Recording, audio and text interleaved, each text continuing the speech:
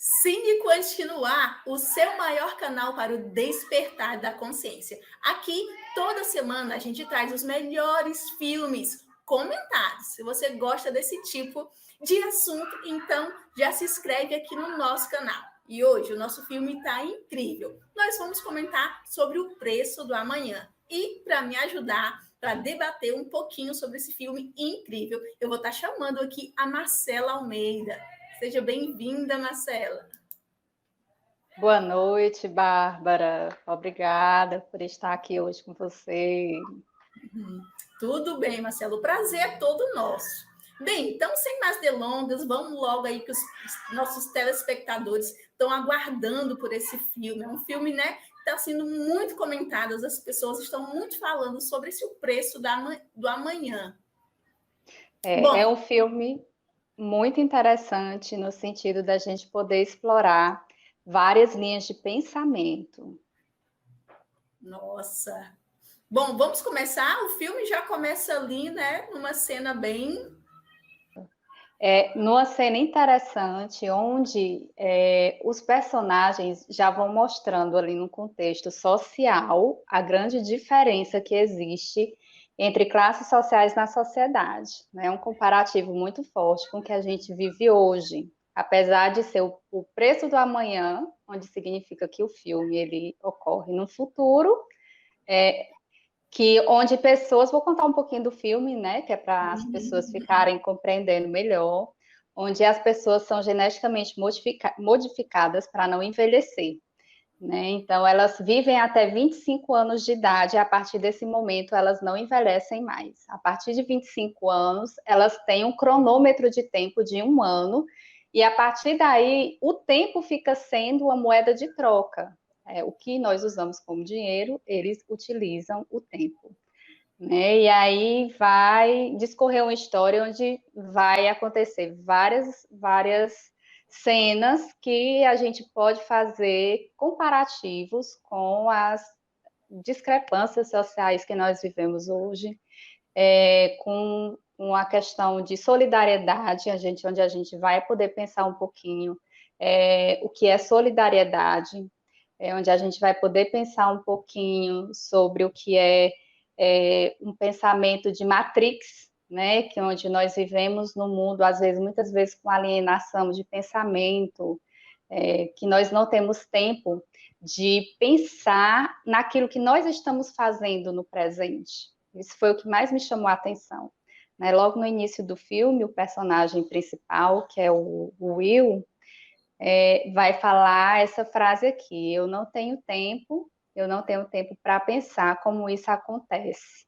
É o que é, né? Em que sentido que ele fala essa frase?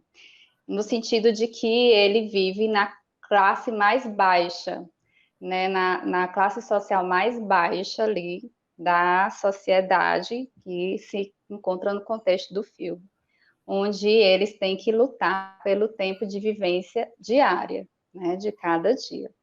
Então, ali vão existir várias classes sociais, só que a classe trabalhadora, que é a classe que tem que lutar pelo que eles têm o mínimo de tempo possível ali, basicamente, para viver apenas um dia, eles vivem no automático, assim como muitos de nós, né, Bárbara? A gente acaba vivendo no automático e não pensando naquilo que a gente está realmente fazendo durante o nosso dia, né? Sim, bem, só para complementar aqui um pouquinho que você trouxe, né, para que a gente possa entender sobre o filme, todas as pessoas, né, sofreram essa mutação genética e elas vivem até os 25 anos. Então, quer dizer que se ela está com 30, 40, 50, a aparência dela vai ser de 25 anos. A mesma aparência, né? E eles ganham aí tipo um bônus, né, 1 ano de brinde. Todos têm um relógio, né, aqui no braço, e esse relógio conta o tempo, e não existe mais dinheiro, né? Realmente a moeda de troca é o tempo. Exatamente. Aí, literalmente, a gente diz, né, que tempo é dinheiro. É mesmo. E aí, no discorrer desse filme, que é interessante, é que eles têm nessa classe mais proletariada, né, mais baixa, uma série de confinamentos, né, de pensamentos, de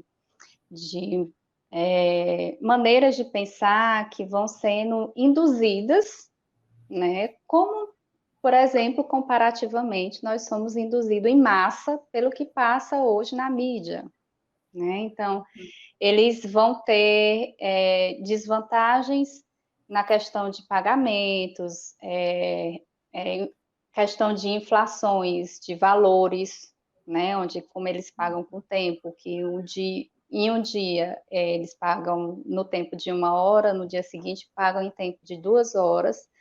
E o filme nisso ele traz muito esse contexto de que as pessoas vão existir pessoas que vão ter muito tempo de vida e vão ter que existir pessoas que têm pouco tempo de vida, porque o planeta não vai ter lugar para todos, né? Então, se o planeta não vai ter lugar para todas as pessoas, é como se uns tivessem que ter muito tempo e outros tivessem que ter muito pouco tempo, para que houvesse também esse controle populacional, né? Mas, assim, lá as classes sociais eles dividem por zona, né? Pelo que eu entendi, são 12 zonas. E o nosso personagem principal, o Will, ele é o habitante, né, da classe social mais baixa. Ele mora lá na zona 12.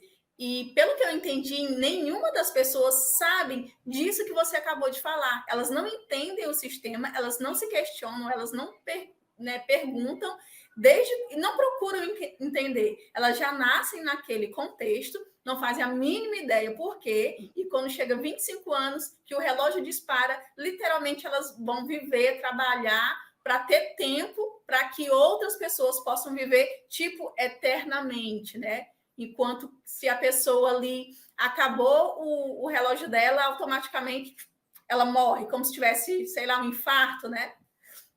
Exatamente. E aí me fez muito questionar o que nesse comparativo com nossos dias atuais, eu fiquei refletindo, essa discrepância onde poucos têm muito, né, e onde muitos têm pouco. Realmente, quando uma pessoa nasce, digamos, numa favela, a realidade que ela vai saber entender é aquela. Ela pode até compreender no nosso mundo que há uma classe social alta, onde vai se ter um alto poder aquisitivo, mas que para ela é tão inalcançável que ela não percebe que ela somente sobrevive, né? Que ela não consegue compreender isso, ela só sabe que tem que correr atrás do pão de cada dia, né? Então, essa diferenciação aí fica muito interessante do que nós estamos fazendo com o nosso tempo. Na verdade, é uma reflexão muito profunda, né? Porque apesar do filme mostrar que digamos, eles descobriram o Santo Graal, né? Eles têm uma eterna beleza, uma eterna juventude, mas de que isso vale, né? Inclusive, um dos personagens do filme sente esse conflito de não ter uma finitude, né? Ele sai da zona mais rica e vai para a zona mais pobre, ele visita essa zona mais pobre, olha essa realidade, e nessa zona mais pobre se depara com esse personagem principal, que é onde esse personagem principal, durante esse momento, o defende lá de um ataque de uma gangue, que eu achei até interessante, assim, as analogias que ele faz no filme, que o nome da gangue é Minutemen, né? Então, são os homens do minuto. Eles roubam tempo de pessoas, matam pessoas roubando tempo para si, né? Então, o personagem principal defende, e nesse momento que ele o defende, ele já em crise existencial, acaba doando todo aquele tempo, né, para o personagem principal, que é o Will. Nesse mesmo momento, em contrapartida, o Will tinha acabado de perder a mãe, porque a mãe acabou que nesse sistema inflacionário ela não tinha tempo suficiente para pagar o ônibus para voltar para casa, tinha que voltar a pé, que daria um tempo além, né, do que ela tinha disponível, e no último minuto ali, do encontro com o filho, ela vem a morrer. Né? E aí foi o que eu fiquei pensando, né? Ele recebeu uma grande oportunidade de ter um alto valor de tempo, e ele teve uma perda profunda ao mesmo tempo. Ele juntou essas duas coisas e ele, nessa superação de uma perda, ele foi em busca de um conhecimento, porque ele teve a oportunidade, ele teve condições, né? Como é que você consegue interpretar isso, Bárbara? Achei esse sentimento aí muito interessante, esse encontro da oportunidade com a perda, né, que ele teve. Isso, é bem engraçado que eu lembro que a cena mostra que era aniversário de 50 anos da mãe dele. E aí, geralmente, eles vivem sempre, eles são habituados a viver com pouco tempo, com 24 horas, né? Todo dia eles estão correndo ali, como hoje em dia a gente corre pelo pão de cada dia, né? Pelo dinheiro, eles correm pelo tempo. E aí eu lembro que ela foi sair para trabalhar e deu meia hora para ele ter um almoço decente. E aí eles combinaram de se encontrar no ponto de ônibus. E aí aconteceu tudo isso com ele conheceu essa pessoa num bar que foi agredido, ele salvou essa pessoa, e essa pessoa, ele falou que já não tinha mais sentido para ele viver tanto. Eu lembro que ele tinha séculos, né? Ele era rico, já tinha feito tudo, a vida não tinha mais sentido. E foi aí que ele doou todo esse tempo para o Will, e o Will ficou meio assim, sem saber o que fazer. Ele voltou, deu uma década para um amigo, e esse amigo nunca tinha tido tanto tempo. O que ele fez? Morreu bebendo. Não soube aproveitar o tempo. E eu lembro que ele deixou um recadinho também, né? O rapaz que doou, né? Não desperdice meu tempo.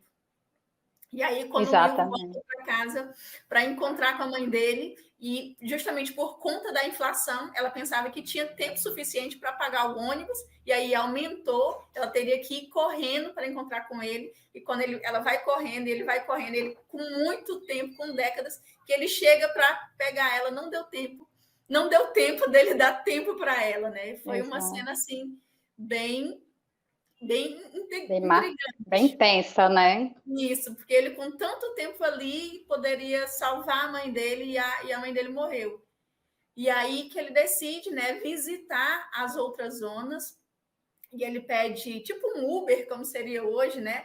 O pessoal vai buscar ele, e cada zona que ele atravessava, que ele vai passando, né, que divide as classes sociais, ele vai pagando até ele chegar na primeira zona. Que aí é a parte bem interessante do filme também, que ele vai descobrir quando.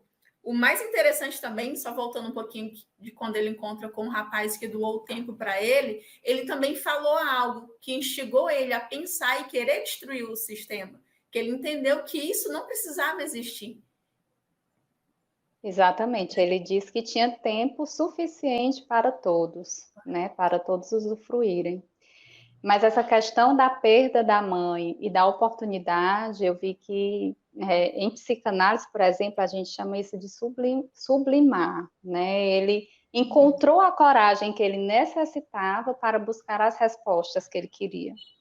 Né? Então, enquanto ele não tinha tempo de pensar, não tinha oportunidade, ele vivia no piloto automático, né, onde propositalmente o sistema que ele vivia proporcionava que eles fossem cada vez menos instruídos e menos reflexivos, né? Eles não tinham esse estímulo nem esse tempo para reflexão. A partir do momento que ele encontrou oportunidade e impulso, né, ele juntou as duas coisas e foi. E aí, o que eu achei interessante também foi essa questão de cada zona que ele atravessava era um preço exorbitante de tempo, né? Era uma quantidade exorbitante de tempo. E ele se admirava disso em cada zona que ele passava, porque ele foi começando a compreender que existiam pessoas que tinham um tempo muito alto, né? Enquanto ele via pessoas morrendo na frente dele na rua por falta de tempo. Né? Parava o relógio e as pessoas simplesmente morriam ali no meio da rua, né? Então, se ele já tinha esse processo reflexivo de querer compreender, tudo isso foi apenas um impulso para ele buscar. Né? Mas, a princípio, a busca dele foi por respostas, e depois que ele encontrou a verdade, né? Então, ele começou a lutar para que outras pessoas, aí vem o sentido de solidariedade, que para mim foi muito marcante, porque quando a mãe dele entrou no ônibus, que ela precisava apenas de 30 minutos para chegar em casa bem, não teve ninguém que pudesse ser solidária com ela, né? Enquanto ele lutou para ser solidário com todos que precisavam, né? Então, esse sentido de solidariedade também é muito forte nesse filme, né? E Então, bem reflete o nosso cenário atual também, né? Que a gente vê realmente muitos que tem muito e outros que não tem nada, e a solidariedade, cada um por si, cada um que se vire, né? Que faça, é, que lute para sobreviver, né? exatamente. Outra coisa que me chamou muita atenção no filme foi quando o Henry, né, que era o que tinha séculos, né, de tempo que doou para ele, a necessidade que ele tinha de finitude, né, de ele ter possivelmente realizado muitas coisas e ele precisar de um descanso, né? Então eu vejo isso que é muito cíclico na nossa vida, há muitos processos na nossa vida e todos precisam de um início, de um meio e de um fim. É como se fosse uma construção de ideia, um desenvolvimento dela e uma realização pessoal, né? Então, se você muitas vezes não tem uma sensação de finitude, que essa sensação de finitude vai trazer uma perspectiva de um novo, de uma transformação, de uma transmutação, muitas vezes você não encontra o sentido da vida, né? Então, essa transmutação, essa perspectiva de algo novo vem com o sentido de finitude, né? Com o sentido de, vivi o que tinha para viver, agora preciso descansar, eu preciso compreender o que há além disso daqui, eu preciso construir outras coisas, né? Mas eu preciso desse sentimento de finitude, que ele seja concreto.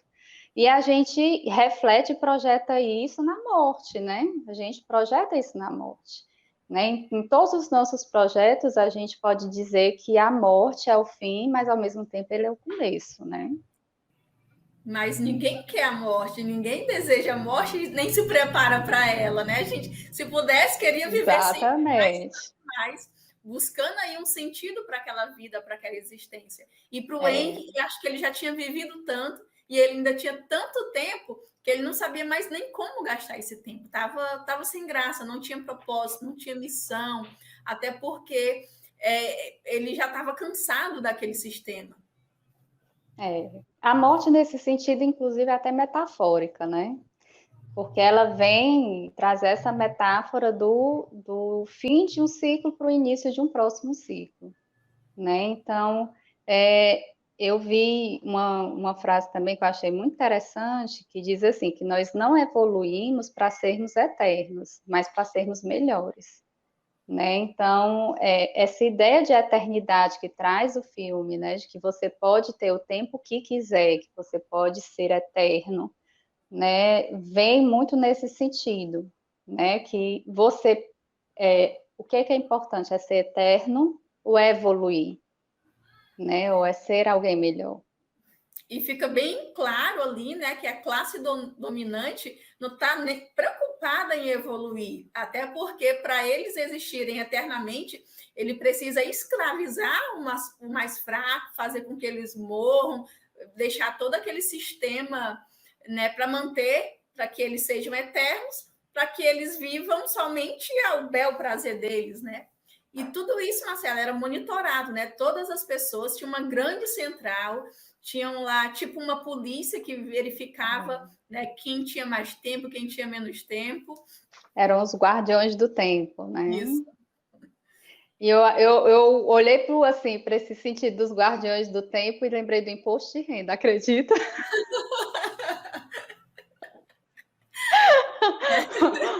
Eu digo assim, tem alguém me vigiando o tempo inteiro, é o imposto de renda, porque eu não posso ganhar nem o dinheiro que não seja denunciado, e assim como eles não podiam ganhar nenhum tempo que não fosse justificado. né? E Para você ver como... mesmo que fosse doação, era confiscado, né? Exatamente. Né? Então, eles tinham um controle tão rigoroso da questão do tempo, assim como o nosso governo tem um controle rigoroso de todo o dinheiro que nós temos. Quando mostrou lá a central do tempo, né, o mapa mundi, eles monitorando cada pessoa, eu me lembrei da Bolsa de Valores, sabe? Lembrei da Bolsa de Valores, monitorando tudo no mundo todo, quanto tempo tem. Em tempo real, né? Isso, em tempo real. E também ali eu não me recordo o nome do personagem, mas o que era o grande dono lá do Banco do Tempo, né? Que era o pai da Silvia, que foi outra personagem, né? Que acabou se apaixonando pelo Will quando ele foi lá, conseguiu chegar lá na primeira zona, na zona mais rica, né? Que eles acabaram se apaixonando e ela acabou abraçando a causa dele, né? Porque ela também percebia um vazio existencial ali diante de toda aquela realidade. E aí esse homem ele tinha comunicação com outros grandes bancários do tempo, digamos assim, porque eles precisavam manter aquela ordem social, porque se houvesse em algum lugar alguém que quebrasse essa ordem social, eles causariam um grande caos em todo o sistema, né? E assim é o nosso sistema, né? Nós temos essa questão da ordem social, né? Não temos como não observar isso, né? Que por mais que existam pessoas que ganhem pouco, que consigam subir na vida, que consigam ter uma prosperidade, né, aumentar seus rendimentos ou qualquer outro tipo de questão de prosperidade, a gente tem ali em quantas pessoas, em 100 mil pessoas, em quantas pessoas que conseguem ter essa visão, porque elas não saem da visão da Matrix, elas não saem da visão do comodismo, né, da zona de conforto. Então, enquanto as pessoas não conseguirem entender que precisam sair dessa zona de conforto, né, elas não vão conseguir compreender o sistema. Isso. E é praticamente igual ao nosso sistema atual aqui, né? A maioria das pessoas, né, elas vivem, né, nessa Matrix e não fazem a mínima ideia que estão na Matrix, porque estão sempre ocupadas com o sistema, estão sempre na correria, no piloto automático, correndo para o trabalho, para sobreviver, e quando tem um tempo de folga, ela não quer saber disso, ela quer saber de distrair, de descansar, de sair. Então, a mente das pessoas está sempre ocupada, né, fazendo com que a Matrix rode, fazendo com que esse sistema continue, onde, no nosso caso aqui, o rico fica mais rico, o pobre mais pobre, e lá do mesmo jeito, só porque com o tempo, né? E a grande classe também não vi, eu via muito que o desconforto, né, da Silvia é porque para que tanto tempo se ela vivia cheia de guarda-costas, se ela não podia sair de casa, se ela não podia fazer nada, né? Ela queria muito fazer uma tolice. Quando ela encontrou com ele queria muito poder fazer uma tolice. Exatamente. E ele é uma pessoa que proporciona essa oportunidade para ela, né? Quando ele chama ela para ir para o mar que ficava na frente da casa dela, que ela causa uma reação como se ela nunca tivesse feito aquilo na vida, né? Então, para que servia tanto dinheiro, tanto poder, né? Que se ela não podia aproveitar. E é muitas vezes isso que a gente vê hoje nas pessoas, né? As pessoas, elas trabalham inúmeras horas aí na semana para juntar, muitas vezes, um pouco de dinheiro, pensando em ter pelo menos um conforto um pouco melhor no futuro, né? Mas elas não conseguem aproveitar o tempo que elas têm hoje, né? E que tempo é esse que a gente não está conseguindo aproveitar? Né? Como é que a gente está vendo esse tempo hoje? Como é que a gente está vendo o nosso presente, o nosso agora, que é um presente para a gente, né? Que é um presente que nós temos é o agora. E tanto no filme como, né, na nossa vida atual, o preço do amanhã é sempre caro, tanto para quem tem condições como para quem não tem. Porque lá no filme todos viviam correndo para poder ter mais 24 horas, ter um pouco mais de tempo, ter um dia a mais. E esse dia a mais ia ser aproveitado como? Correndo para ter um dia a mais, trabalhando para ter um dia a mais, só para isso, sobrevivendo, sofrendo para poder ter mais 24 horas do mesmo, a mesma rotina, né, daquele mesmo piloto automático. E quem tem lá nas primeiras zonas tem uma eternidade de tempo para viver sem aproveitar, para viver rodeado de guarda-costas, para viver só de pose, né? Uhum. Eu achei Com interessante medo, né? Com medo de ser assaltado, que alguém venha e roube seu tempo. Exatamente. Eu achei interessante também essa questão da eterna juventude, né? Que quando eles se encontravam, que eram todos basicamente da mesma idade, ninguém sabia quem era mãe, ninguém sabia quem era filho, né? E aí eu me perguntava, né? Que sentido é que faz essa eterna juventude na vida das pessoas, né? Que as pessoas procuram e não aceitam, não se aceitam, não aceitam o tempo em si mesmas, né? Não aceitam que elas, suas marcas, né? Não aceitam que esse tempo passe, que aqui que para mim não aceitar as marcas do tempo é não aceitar que o tempo está passando para elas, né? Então que desvalor elas estão dando, né? A esse tempo que elas têm hoje. Porque se a gente for ver ao nosso redor, nós temos uma percepção muito grande de que a grande maioria das pessoas, elas não estão no tempo presente. Ou elas vivem se queixando ali do que passou, vivendo nos seus traumas, né, nas suas frustrações, ou elas estão preocupadas com o dia de amanhã, que estão gerando ansiedades extremas, né, que estão gerando preocupações extremas, noites de insônia. Então, quem é que está conseguindo viver esse tempo presente, né?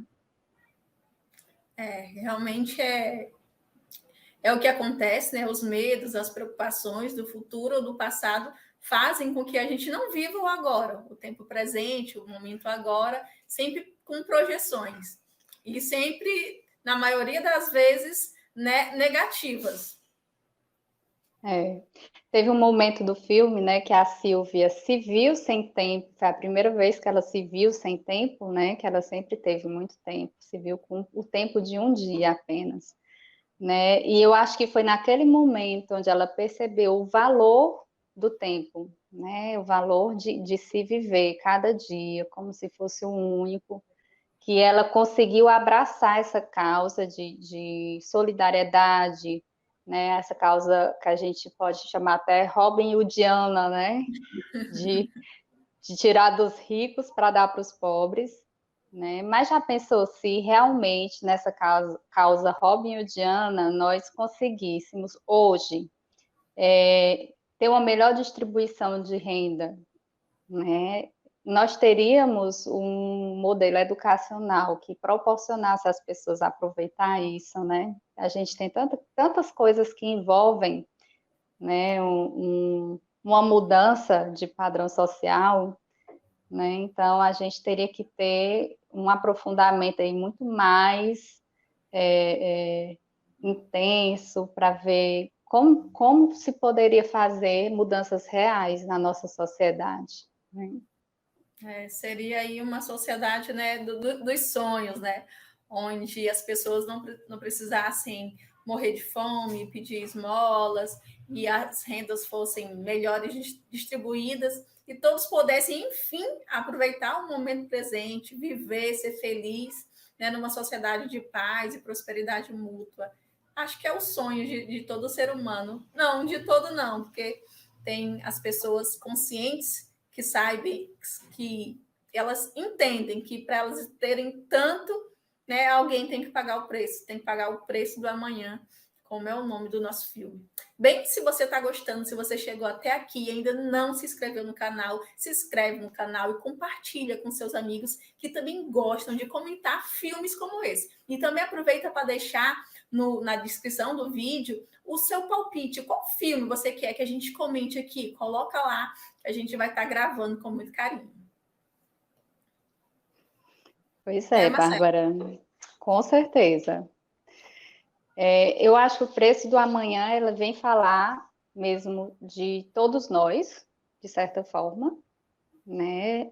Porque o preço que a gente paga por tantas mudanças e evoluções, né? É o preço que a gente muitas vezes precisa refletir, como sair da zona de conforto, se esforçar, ter um esforço maior, ler mais, ter mais conhecimento, buscar superar seus traumas, suas frustrações, né? Então, o preço de um amanhã melhor, né? Um preço de um amanhã com mais tranquilidade, com mais paz.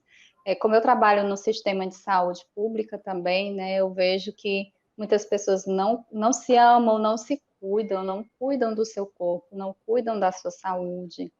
É algo que elas poderiam fazer por si mesmas, né? Então, o preço do amanhã, muitas vezes, somos nós que dizemos que valor é esse, que valor é que a vida tem, que valor é que o nosso amanhã tem e que tipo de amanhã que a gente quer construir. E fica uma reflexão também, assim, qual o preço que eu quero pagar pelo meu amanhã? Qual o preço que eu estou disposta a pagar? Né? Qual será o meu amanhã se eu continuar na minha zona de conforto, se eu continuar fazendo as mesmas coisas, se eu continuar no piloto automático, se eu não buscar, né, qual o preço que eu estou pagando pelo meu amanhã, da minha família, dos meus filhos, enfim, das pessoas que a gente ama, né? Exatamente. Bom, tem mais alguma coisa do filme que você queira trazer para a gente? No finalzinho ali, quando eles se juntam e começam a saquear os bancos, a distribuir tempo para todo mundo, e as pessoas meio que não sabem o que fazer com tanto tempo, param de ir trabalhar, né? Tem ali um grande caos social nas zonas mais baixas.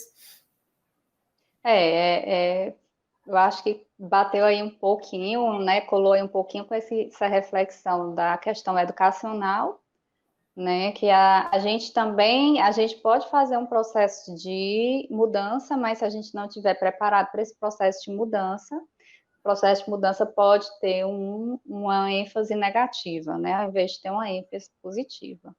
É claro que eles foram com muita esperança, né? Levaram com muita esperança tempo para todos, como se viu no filme que a perspectiva é que se tinha tempo para que todos vivessem, né? Até um determinado tempo de sua vida, não eternamente, né? Mas toda mudança ela vai trazer uma consequência. Então, ali da mesma forma que o tempo que ele deu para o amigo dele, que foi mal aproveitado, que ele gastou ali em bebida, né, teria o risco de outras pessoas fazer o mesmo, né, não aproveitar bem o seu tempo. Né? Então, ali no finalzinho, é um ápice muito bonito de esperança, de boas perspectivas, mas ao mesmo tempo traz essa reflexão pós-filme, né? Que a gente fica pensando, certo? E dali em diante, o que é que vai ser da estrutura social, né? Como vai ser essa organização social, né? Vamos comparar aqui a monarquia com a república, né? Que foram períodos que a gente passou.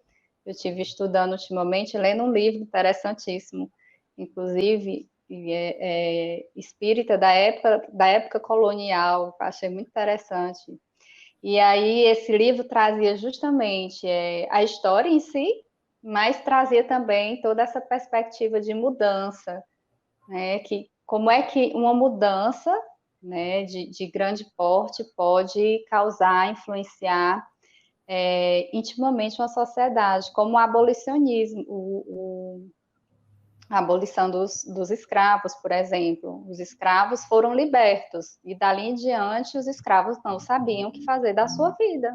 Foram todos para o gueto beber, né, se embriagar e saquear as pessoas e roubar, porque eles não tinham nenhuma outra perspectiva, eles não sabiam viver de outro jeito. Então, para nós, essa mudança, uma mudança brusca, grandiosa, talvez não seria bem recebida. Eu acho que as mudanças precisam ser gradativas, mas diante de uma conscientização, onde as pessoas saibam lutar por elas, saibam ter consciência do que querem, até que elas se promovam. Né? Então, ali, aquele ápice do filme, muito hollywoodiano, né? É muito interessante que a gente, todos felizes para sempre. Será? Aí a gente bota interrogação no final, né? Será? E mostra também assim, as pessoas ultrapassando as zonas, né? Invadindo as outras zonas e, como você falou, com os escravos, indo para as outras zonas sem saber o que fazer, como é que vai ser lá, como é que iam viver, e tudo se misturando novamente, né?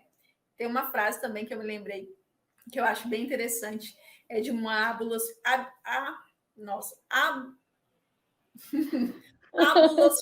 Como é a palavra certa? Abolicionista. Pronto, nossa. Pronto, é de uma abolicionista. Pronto. Americana. E ela fala assim: libertei 1000 escravos. Poderia ter libertado mais 1000 se eles soubessem que eram escravos. Né? Então, fica aí para você refletir de que você é escravo, o que está aprendendo na sua vida, o que deixa você ter os mesmos resultados, o que te impede de mudar de zona. Zona de conforto, zona de felicidade, zona de prosperidade. Qual é a sua zona? Né? Qual é o seu piloto automático? De que você é refém? De dores, de medo, de traumas, de insegurança. Então, fica aí essa reflexão para a gente fechar aqui. Mais alguma coisa, Marcela? Exatamente. Gostei muito da reflexão e quero só lembrar também que aqui a gente está aqui para proporcionar para vocês, né, todo essa discussão, esse conhecimento. Não esquece aqui de dar o like, o joinha, fazer comentários, que é para que a gente possa ir aqui colocando conteúdos cada vez melhores e que vai atingir aí um melhor conhecimento para vocês e para as pessoas que vocês amam, conhecem, compartilhem com elas também. E até a próxima semana no Mais Cine Quantic. Beijos! Até! Beijo!